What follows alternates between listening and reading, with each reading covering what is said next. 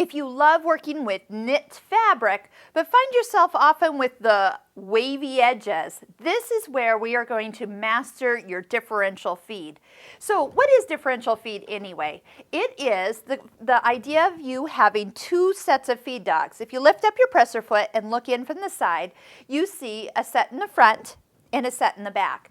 What we have as an adjustment on the side of the machine is the last dial is differential feed. It's set at 1. So at 1, these feed dogs pull in at the same rate, but the pressure of the foot is what's spreading it out, and that's what's giving you kind of that wavy edge.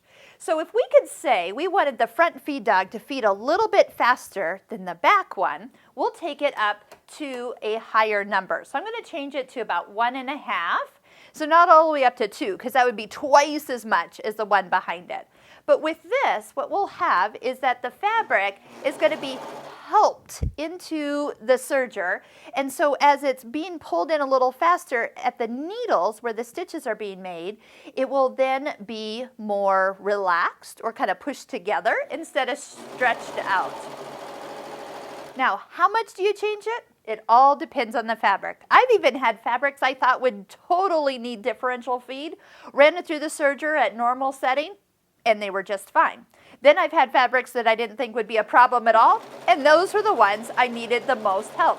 So I can't actually answer which ones are the ones that have the most need, but look, just by adjusting it to 1.5, kept the fabric going underneath the foot and at rest instead of getting stretched out and wavy edges. That is what differential feed truly is about. Now there is another setting over here that is less than 1, and if I can just explain it, it's more of if I had two pieces of like a satin fabric, something really slippery together, or even 2 pieces of rayon. They're just lightweight. What's going to happen is the bottom layer is going to start to actually feed in faster, and so it will come out look slightly gathered. So what we need to do is make that front feed dog kind of be slower, like hold it back a little bit. And that's why the reduced number, so less than 1, think of a less than 1-to-1 ratio, would help that bottom layer not be fed so quickly. And so now the fabrics go together nice and even.